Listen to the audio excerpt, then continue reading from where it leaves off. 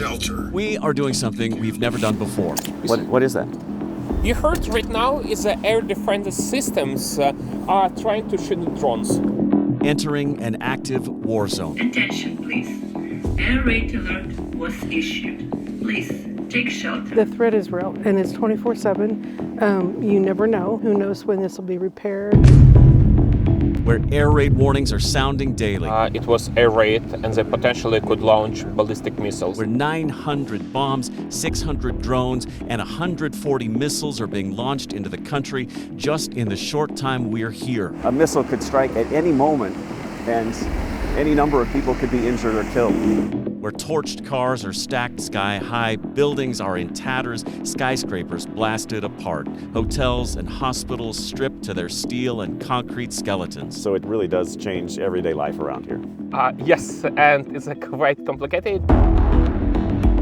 Soldiers bearing the scars of battle. He was shot by drone. This man had a bullet go in his back and come out the front. Yet somehow everyday life goes on in this country that's been exposed to well over 1,000 days of war. It was one of the heavy rocket attacks all over Ukraine. And we're showing you what life is like here. We are doing something we didn't anticipate doing. We are right now on the border with Ukraine, and we're about to go into that war zone in this episode of Window Seat.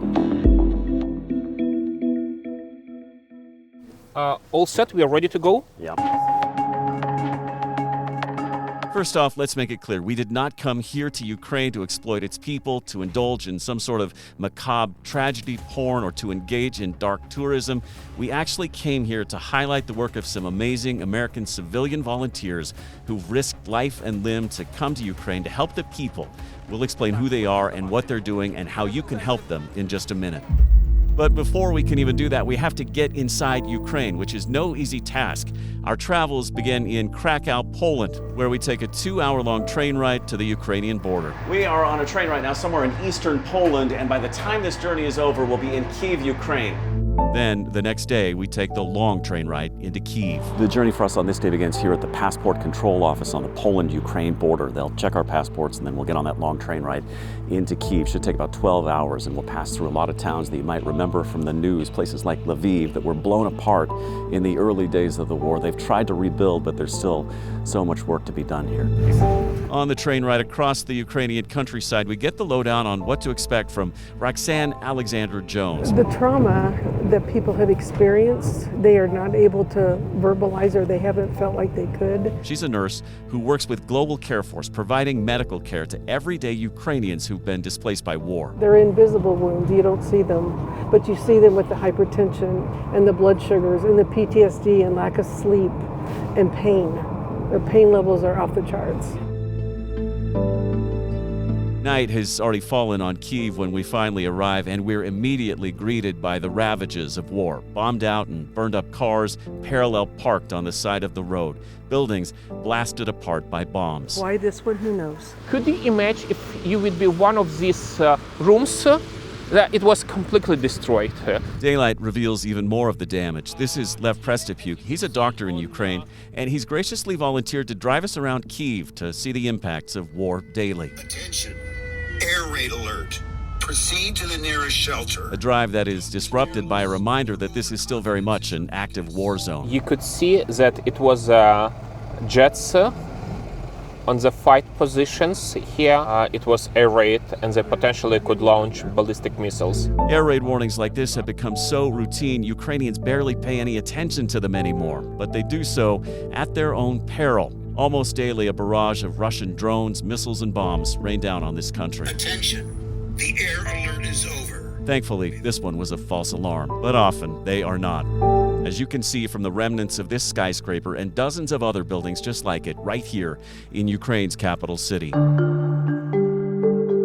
On the outskirts of Kyiv, we drive past a somber reminder of war, this military cemetery where some of the 80,000 plus Ukrainian soldiers killed in the conflict are buried. Some of them died so recently they don't even have permanent tombstones. Their graves little more than fresh mounds of dirt covered in pictures, flags, and flowers. Flags is meaning that it was recently buried soldier.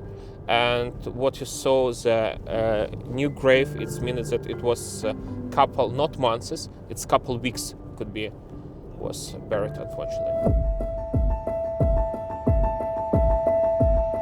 Next place we've come to here is Cherkasy, Ukraine, and in the building behind me here is refugee housing. This city alone has attracted about 30,000 refugees, Ukrainians with nowhere else to go, forced from their homes, displaced by Russian troops, and here they're getting some much needed medical attention. They haven't seen doctors in some cases for years because of the war. Вітаємо. Ми зараз до вас зайдемо.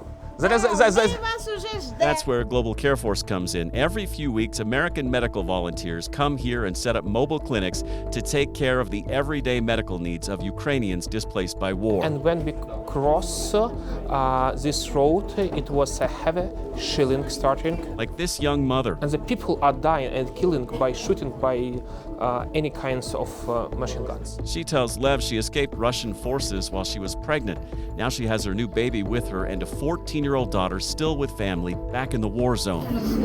Global Care Force is doing amazing work helping the people of war-torn Ukraine, and they need your help. We'll put a link to their donation page in the description below, and if you can support their efforts, I know they'd really appreciate it. Have her can you shorty or explain the Epley maneuver?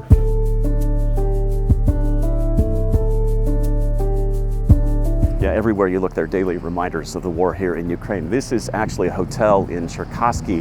19 people were injured when a missile targeted this building. Thankfully, nobody died. But it just reminds you, as the skeletons exposed here, that a missile could strike at any moment and any number of people could be injured or killed. Yet what is so striking is that just feet away from the carnage, life goes on, as if nothing ever happened. Ukrainians so numb to the brutality of war, they've somehow found a way to work around it.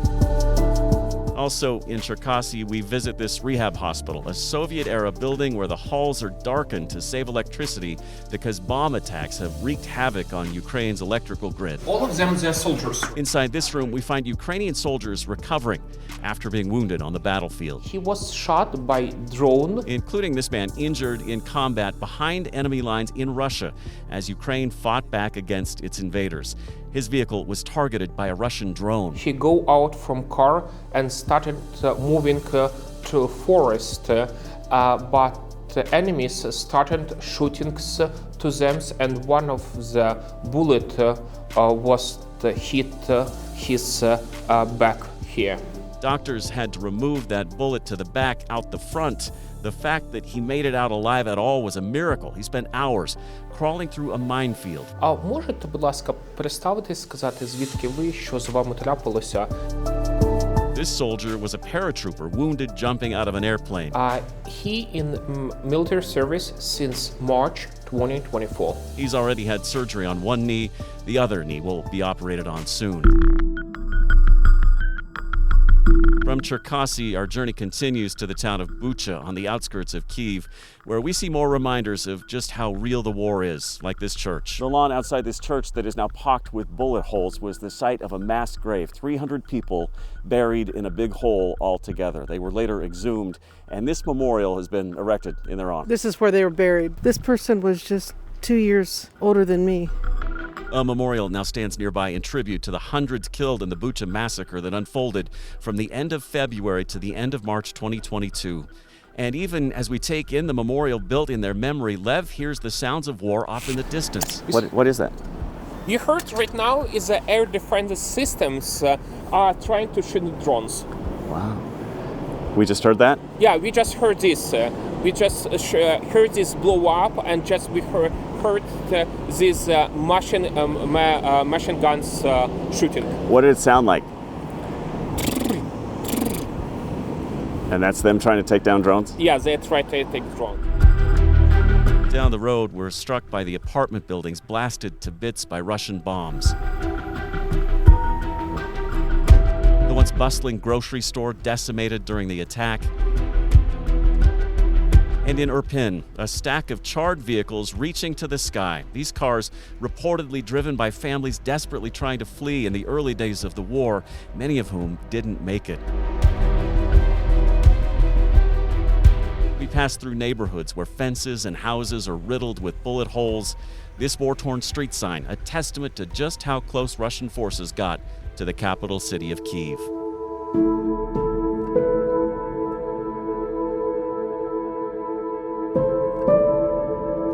And before we leave Ukraine, one last sobering sight: Kyiv's famed Independence Square overtaken with this makeshift memorial, a seemingly endless sea of flags, flowers, and faces, images of the fallen, some of the 80,000 soldiers who gave all for their country.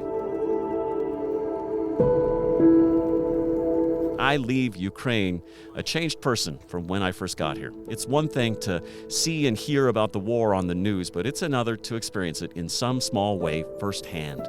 Yes, all of the males, years 18 and 60 years old, need to be registered in the military office. To witness the resilience of its heroes, like Lev here, a doctor, doing his part to help his fellow countrymen. And so to be able to come here every 2 months, offer 2 months of medications for free, consultations for free, they're extremely grateful. And to witness the generosity of American strangers who leave the comfort and safety of home in the USA to travel half a world away to a war zone to help people they don't even know because it's the right thing to do. And if I can leave you with one message, it's this: as easy as it is to forget what's going on here, to lose sight of it amid the chaos of your own daily life, don't forget, because the war is still very real and it's still unfolding each and every day, just as it has for 3 years now.